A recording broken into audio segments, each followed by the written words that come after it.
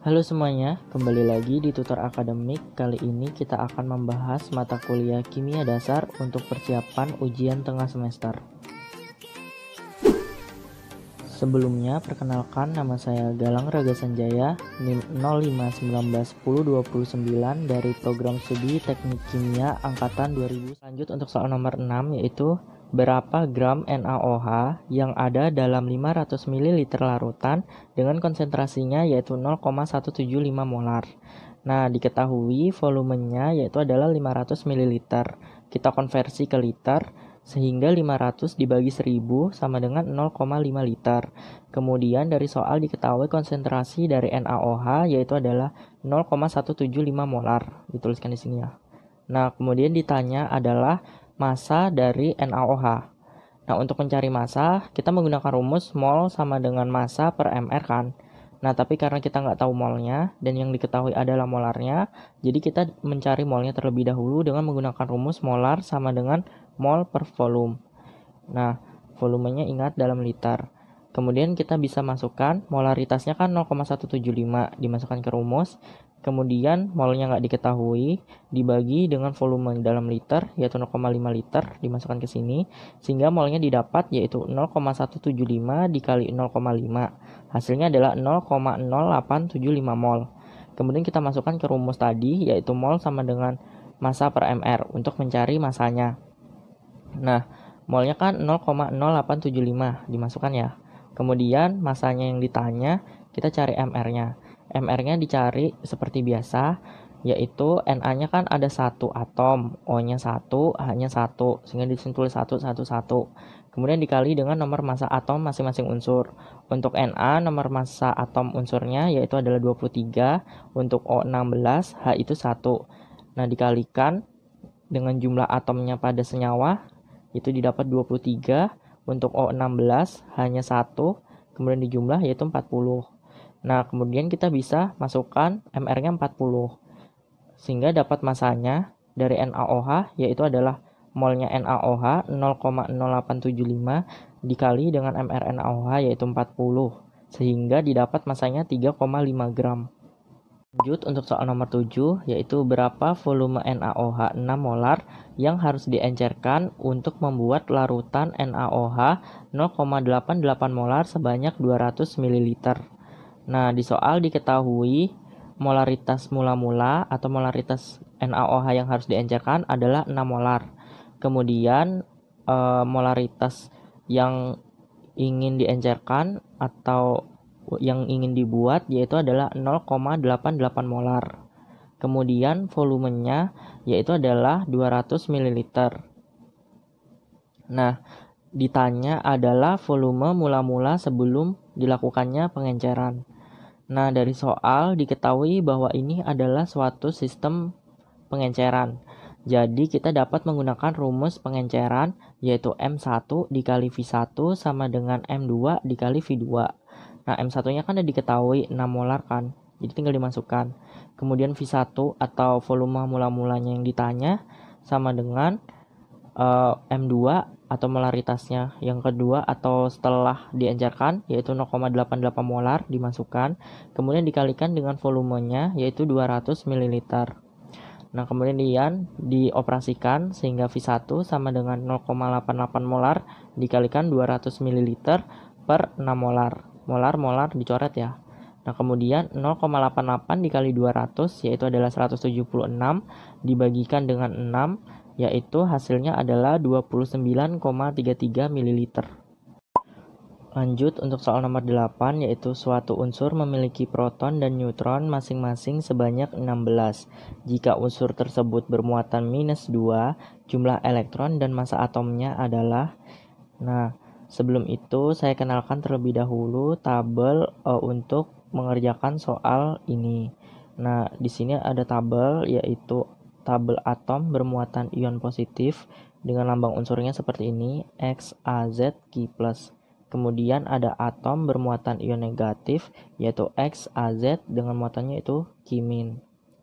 Nah, pada umumnya lambang unsur itu XAZ kan, di mana A itu adalah sama dengan nomor massa atomnya dan Z adalah nomor atomnya. perlu diingat bahwa nomor massa itu selalu lebih besar dari nomor atom, sehingga nilai A selalu lebih besar daripada nilai Z. Nah, kemudian kembali ke tabel. Di sini tabel ini diperuntukkan untuk memudahkan dalam mencari jumlah proton, jumlah neutron dan elektron dalam atom yang bermuatan positif maupun atom yang bermuatan ion negatif. Nah, untuk atom bermuatan ion positif, itu cara mencari protonnya yaitu adalah proton sama dengan Z atau sama dengan nomor atomnya. Kemudian untuk mencari neutronnya itu sama dengan A min Z atau nomor massa atom dikurang dengan nomor atomnya. Kemudian untuk mencari jumlah elektronnya yaitu sama dengan proton dikurang dengan jumlah ion positifnya. Nah, untuk atom bermuatan ion negatif, untuk mencari jumlah protonnya itu sama dengan Z, yaitu sama dengan nomor atomnya. Untuk neutron itu sama, yaitu nomor massa atom atau A-nya dikurang dengan nomor atomnya atau Z. Kemudian untuk mencari elektronnya yaitu adalah proton ditambah dengan ion negatifnya. Nah, kemudian kita lanjut ke soal. Nah, di soal itu diketahui bahwa protonnya 16 dan neutronnya 16. Dari sini ya. Kan proton dan neutron masing-masing sebanyak 16. Jadi ditulis di sini proton 16, neutronnya 16.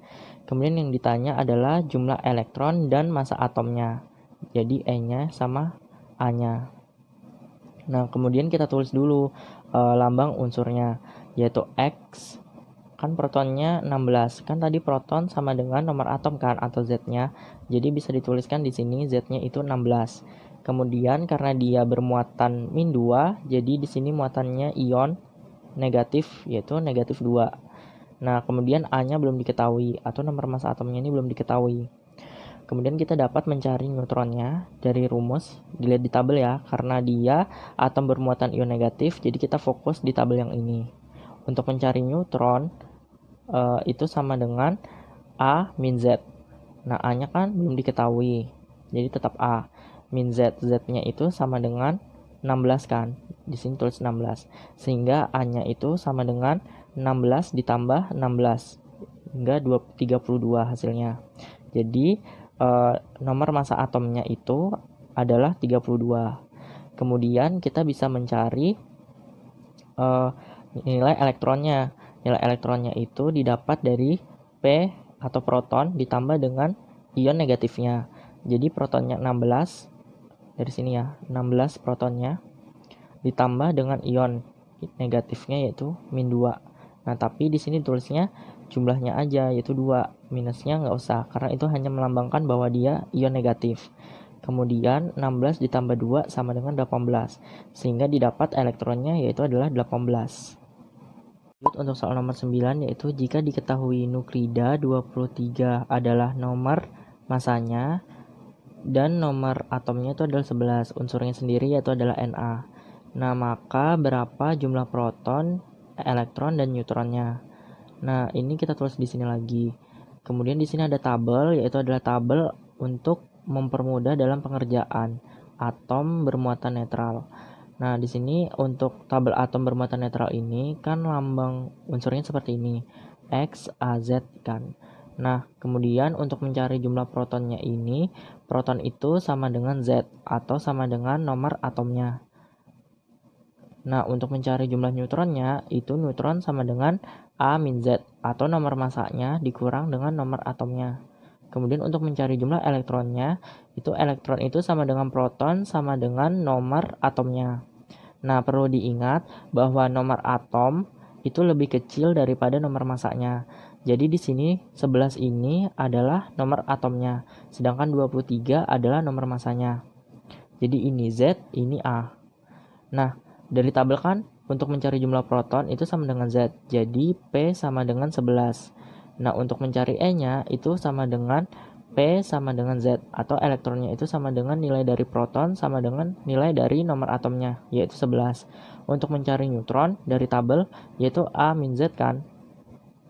Nah, di sini jadinya nomor massanya itu 23 atau A-nya dikurang dengan Z-nya 11 sehingga hasilnya yaitu adalah 12. Untuk soal nomor 10 yaitu adalah unsur V, W, X, Y, Z berturut-turut mempunyai nomor atom 2, 3, 8, 13, 16.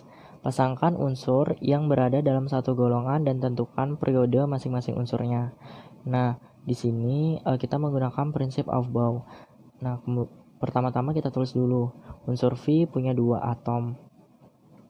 Kemudian unsur W punya nomor atom 3, X punya 8, Y itu 13, Z itu 16.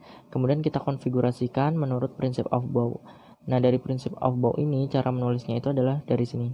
1S2, kemudian turun ke 2S2, kemudian ke 2P6, kemudian 3S2, kemudian 3P6, kemudian 4S2, kemudian 3D10, kemudian 4P6, 5S2, dan seterusnya. Nah, kemudian kita konfigurasikan kan. V-nya itu kan punya 2. Jadi dimulai dari sini 1S2 cukup. Kemudian W 3. Jadi 1S2 kemudian 2S1. Kenapa nggak 2S2? Karena di sini 3. Jadi dia cuma bisa ngisi 1. 2 tambah 1 3. Kalau misalnya di sini ditulis 2 juga, jadi nanti 4 bukan 3 kayak gitu. Kemudian untuk X, nah di sini nih 8, dikonfigurasikan lagi. Nah, setelah dikonfigurasikan semuanya seperti ini, kita dapat menentukan golongannya masing-masing unsur. Nah, untuk menentukan golongan ini bisa dilihat dari tabel ini, atau bisa juga dengan menggunakan cara kayak gini. Ini kan dia subkulit terakhirnya kan S2 ya, S2. Nah, karena dia S2 berarti otomatis dia di golongan A karena dia subkulit S. Jadi untuk golongan A itu adalah subkulit S aja atau SP. Dari sini ya bisa lihat S, SP. Jadi dia golongannya A. Nah, kemudian untuk menentukan Romawinya ini bisa dilihat dari ini elektron yang ada di yang mengisi subkulit tersebut. Nah, ini di subkulit S ini yang ngisi 2. Jadi di sini ditulis 2. Jadi dia golongan 2A. Nah, untuk yang W di sini elektronnya itu ada 1 di subkulit S. Jadi dia 1A. Kenapa yang ini nggak ikut?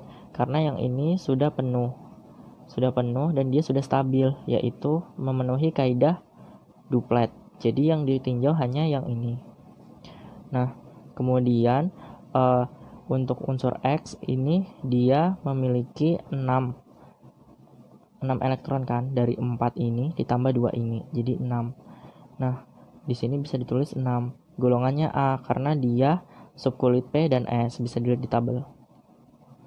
Kemudian untuk yang Y sama, karena dia subkulit terakhirnya itu P, jadi dia perlu ninjau yang depannya yaitu S. Kemudian bisa dilihat jadi dia golongan A karena SP kan. Kemudian jumlah elektronnya itu di P1 di S ini 2. Jadi 2 tambah 1 itu 3. Jadi di sini tulis 3. Nah, untuk yang Z itu kan sama subkulit terluarnya itu P sama S. Nah, jadi dia golongan A.